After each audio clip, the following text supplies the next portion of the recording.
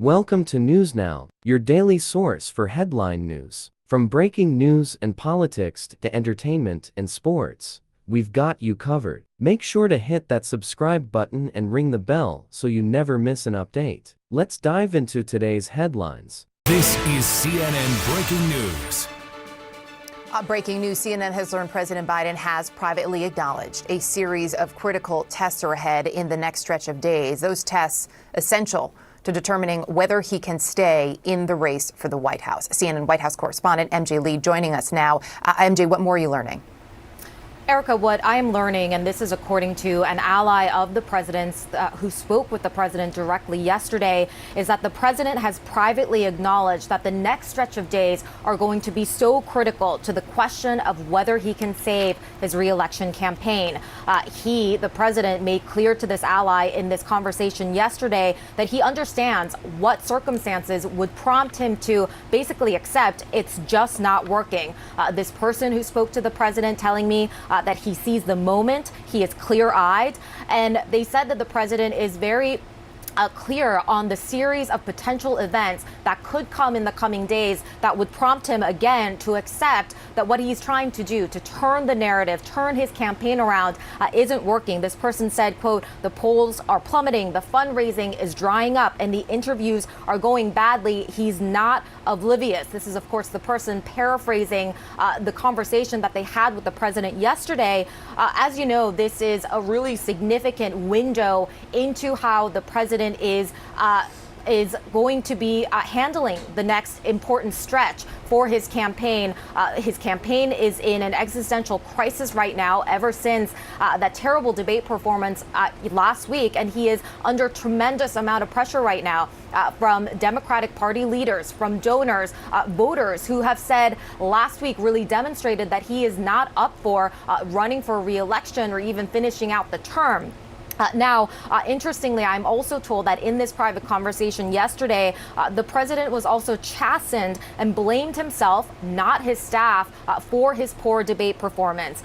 He said, I have done too much foreign policy, according to this ally that I spoke with, and he acknowledged that the back-to-back foreign trips that he had leading up to Thursday night's debate had been a mistake. We, of course, heard the president saying that at a fundraiser last night as well. Up next, Fox Entertainment. Well, if you thought lawfare had ended, think again. The Justice Department will press on with its 2 criminal cases against former President Donald Trump, even if he wins in November. That's according to the Washington Post. The DOJ has a long-standing policy of not criminally charging sitting presidents, but according to the report, they think a president-elect is still fair game. Lawyers in the DOJ say that the rules against charging or prosecuting a sitting president would not kick in until Inauguration Day in January. Up next, Fox Entertainment. Even as they chanted 4 more years, surely they all wondered what on earth happened with Joe Biden at that debate. Is he indeed too old and mentally unfit for office? I know I'm not a young man. State the obvious. Biden said he knows he's lost a step or two, but then took this shot at Donald Trump. Well, I know what I do know. I know how to tell the truth. And as for himself, when you get knocked down, you get back up. The crowd roared, perhaps thinking, where was this guy on stage at the debate? Because that Joe Biden, with his age a key issue going in, stumbled often and badly.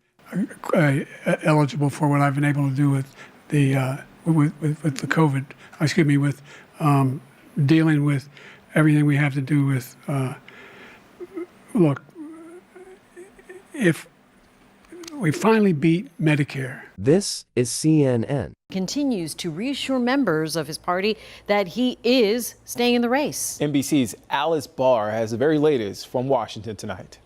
Facing mounting pressure over his future in the race, President Biden and Vice President Harris rallying campaign staff in an all-hands call. The president telling them, quote, I am running and nobody is pushing me out. The White House press secretary reaffirming that. The president is moving forward. He's moving forward as being president. He's moving forward with his campaign. The White House Chief of Staff told that full team to tune out intense noise and focus on governing, all part of an effort to ease anxieties and tamp down calls for the president to end his re-election bid after that disastrous debate. Even close allies frustrated the public hasn't seen him since in more off-the-cuff appearances. He's got to show the American people that he can do this job, and he can't be wrapped in bubble right now. Following criticism, he was slow to reassure lawmakers. The president speaking today with several top Democrats, including former House Speaker Nancy Pelosi,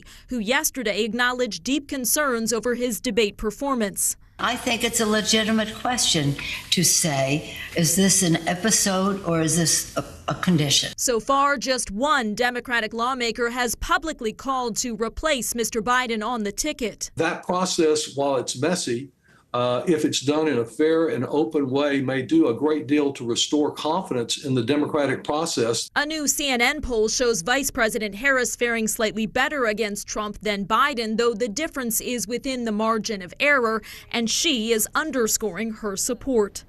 Joe Biden is our nominee. We beat Trump once, and we're going to beat him again, period. An embattled nominee seeking to steady the ship. A new New York Times Siena College poll is adding fuel to the fire, finding President Biden trailing former President Trump by 9 percentage points among registered voters and by 6 points among likely voters. The poll was conducted after the debate and shows Mr. Trump widening his lead compared to a Times poll from before the debate. In Washington, Alice Barr, NBC News. Up next, Fox Entertainment. That was a big one. But as you saw on television last night, we had a big victory against a man that really is looking to destroy our country. He's the worst, he's the most corrupt, the most incompetent president in the history of our country.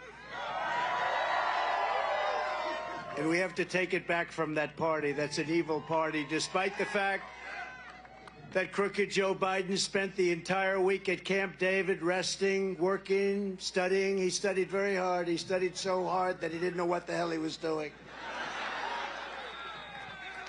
He got the debate rules that he wanted.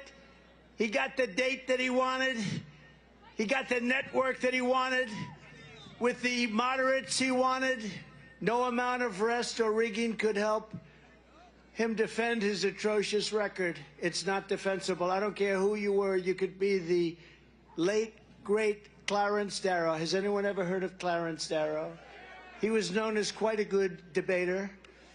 Not as good as your governor, but that's okay. Hello, Governor. I can't miss this guy in the crowd. Welcome back. More headaches for President Biden after his disastrous debate performance. Today, he's going to try to calm the nerves of worried governors who are gathering at the White House. And Reuters reports, quote, there are 25 Democratic members of the House of Representatives preparing to call for Biden to step aside if he seems shaky in the coming days. That's according to one House Democrat aide. RNC co-chair and Trump campaign surrogate Laura Trump is here to discuss. Laura, off the top here, all these governors meeting with the president. They didn't want to take a meeting with Kamala. They wanted to meet with the president. Some are traveling in person, to include Gavin Newsom, who's coming across the country to D.C. What does this mean? Well, obviously, Gavin has been touted as a potential replacement for a long time for Joe Biden, even before last week's disastrous debate for him. I think a lot of these governors right now are feeling what probably, Joey, most Democrats across the country are, which is that there is a stench and a stain right now on the Democrat Party in the eyes of the American people. People look at this party now and they say, wait a minute, there are so many people who knew how bad things had gotten with Joe Biden, and yet they came out and they lied to the American people about it. Many of them, by the way, are continuing to lie about Joe Biden's fitness for office right now. I imagine they want to get in there. They want to see for themselves. They want to talk about a plan and figure out the next steps going forward to really salvage their party, because Joe Biden is the anchor around the neck of the Democrat Party right now. It is a disaster for them. Some of these people have been talked about as possible replacements for Joe Biden, like Gavin Newsom, like Gretchen Whitmer. The problem the Democrats really have, Joey, right now is that the only person who could actually actually be the nominee for the Democrats if it's not Joe Biden himself, and use the tens of millions, hundreds of millions of dollars that the Democrats have raised, is one person. It's Kamala Harris. And I don't think anybody in that party wants to see her right now at the top of that ticket. Of course, if Joe Biden steps down or they use the 25th Amendment to remove him, they are in panic. They are in a corner. They have a huge problem on their hands. So I'll be curious to hear how the meetings go today myself. The 5 on Fox. Hello, everyone. I'm Judge Janine Pirro, along with Richard Fowler, Johnny Joey Jones, Jillian Turner, and Tom Shalhoub. It's 5 o'clock in New York City, and this is The 5.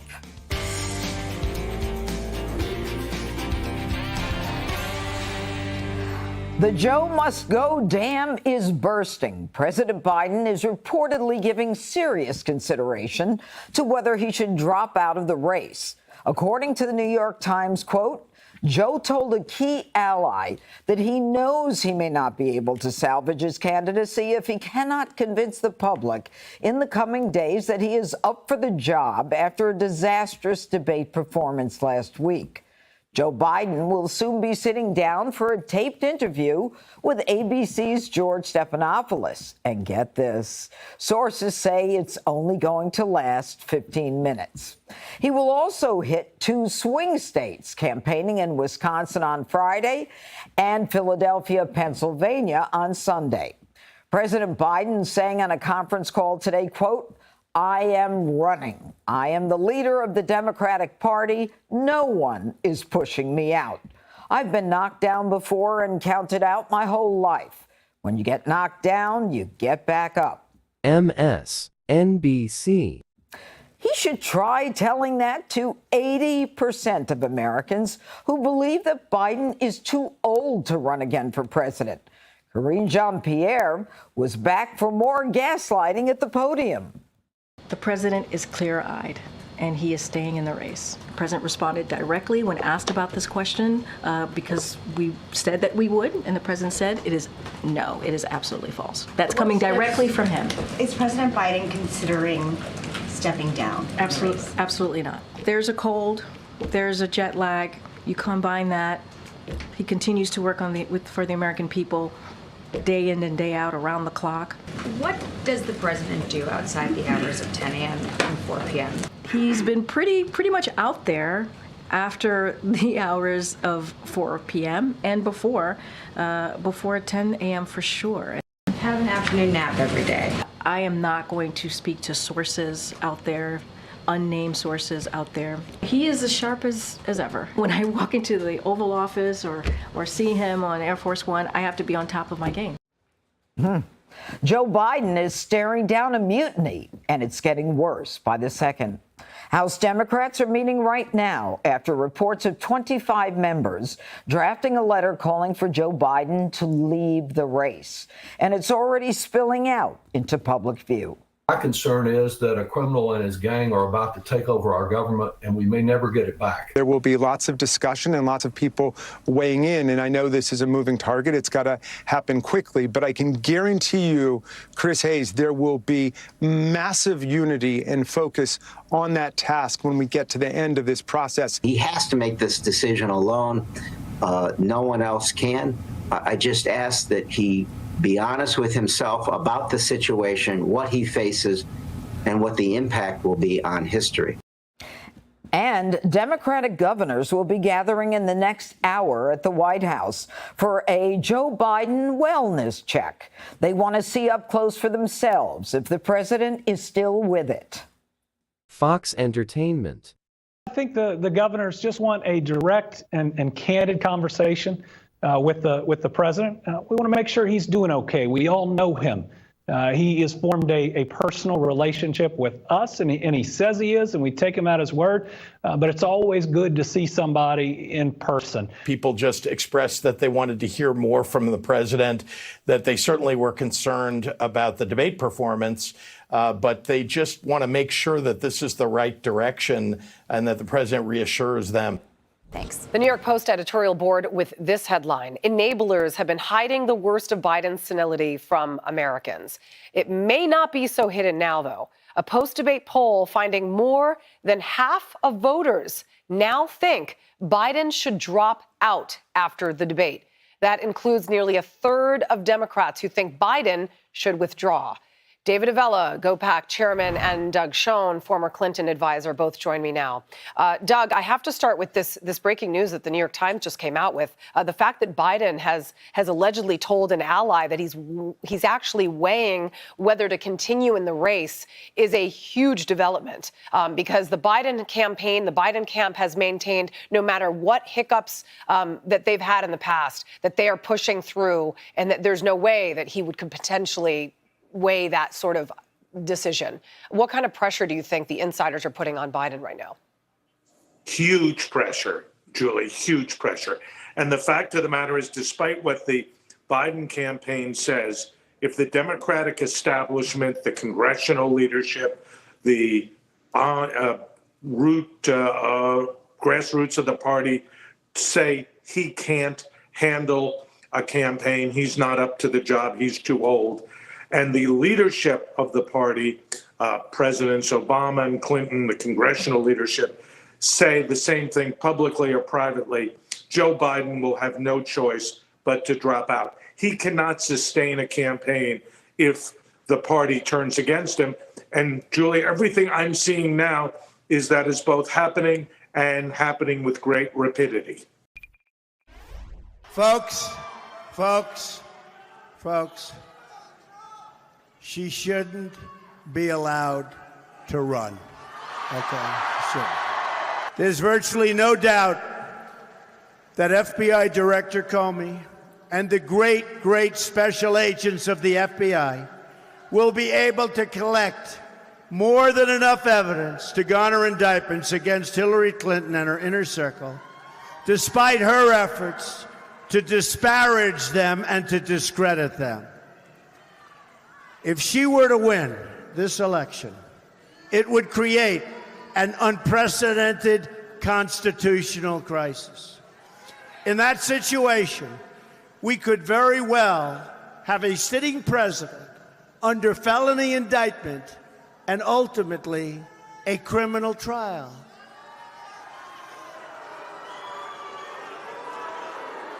It would grind government to a halt. Wow. Well, that was then candidate Donald Trump just 3 days before the 2016 election, saying a president under felony indictment would grind the government to a halt and create a constitutional crisis. He got the premise right, just the players wrong, as he is now the first former U.S. president and candidate to be convicted of a crime. I mean, this is what he said. She should not be able to run. It would create an unprecedented constitutional crisis if someone with a felony was running for president and got elected. It would grind government to a halt. Also, taking note that at that time, Donald Trump actually didn't despise the FBI and hate the FBI. He actually loved the FBI because it's all situational, just like he loves this country in a situational way, just like too many of his supporters only love this country if Donald Trump is president of the United States. And if Donald Trump's not the president of the United States, they turn on the men and the women of the FBI. They turn on America. They turn on American democracy. They say this country is horrible. It's all very situational, not the way I was raised. I love this country. California news. Severe weather in parts of the Caribbean, and then you've got wildfires that continue to plague some of the western parts of our country. Over in California, north of Sacramento, the Thompson fire continues to burn after growing to at least 5 square miles. As of this morning, the fire was 0% contained. At least 28,000 people have been forced from their homes. Officials say triple-digit extreme heat is making it so much harder for them to fight the flames. I suspect with the red flag warning again today, as Butte has experienced a lot of fires in the last 2 weeks, we could see another one here in the county and possibly new fires throughout the North State here. 1,400 firefighters are currently battling just this one fire. The cause is still under investigation. We are now learning the identity of the woman robbed in broad daylight, then run over and killed by a getaway car in Newport Beach. Police say she was a tourist. Eyewitness News reporter Monica de Anda is live at Fashion Island and has the story. Monica. Well, Philip, truly heartbreaking. We're learning the victim, her name is Patricia McKay. She was here visiting California from New Zealand. She was actually at Fashion Island yesterday with her husband, enjoying their vacation when two men approached them. McKay was killed, and now her husband has to fly home without her. He's devastated. It's very tragic. It's a very sad day, week. It's something that's not expected, and it's a shock. A husband in mourning after his wife, 68-year-old Patricia McKay, was killed in an attempted robbery Tuesday afternoon. Newport police say two men approached the couple and tried to rob them. After a brief struggle, the suspects tried taking off in a white Toyota Camry, hitting the woman with the car, killing her. We're mourning the loss of someone today, a loss that never should have happened. Frankly, to hell with these guys. They came into our city knowing that they were going to commit crime, and a woman is dead today because of it. It's heartbreaking. It's a tragedy. The three suspects took off, leading Newport police on a pursuit from Orange County to LA County. One suspect was arrested in Cypress. The two others arrested in Southgate. The suspects, 26-year-old Leroy Ernest Joseph McCrae of Compton, 18-year-old Jaden Cunningham of Lancaster, and 18-year-old Malachi Edward Darren of Los Angeles, are all charged with murder, robbery, and conspiracy to commit a crime. Welcome to the News Hour. Residents of Jamaica hunkered down today as heavy rains and punishing winds from Hurricane Beryl pounded the island. Power was out across much of the capital, Kingston. The center of the Category 4 storm passed just south of Jamaica this afternoon. At least 6 deaths have been attributed to Beryl since it began its march through the Caribbean earlier this week. New images reveal the extent of the devastation brought by the record-breaking Hurricane Beryl after the storm slammed into islands across the southeast Caribbean on Monday with heavy rain and ferocious winds. Left with no water or power, boats tossed onto the shore, and entire neighborhoods reduced to mangled heaps of metal. This is actually... Marlon Gibson lives in St. Vincent and the Grenadines, which took a direct hit. Nearly all of the residents of one of St. Vincent's small islands were left homeless. With nowhere to go, many are now making their way to the capital, Kingstown. And in Grenada, the Prime Minister said communications were down and almost nothing was left standing on the island of Catacu. Make sure to hit that subscribe button and ring the bell so you never miss an update. Thank you.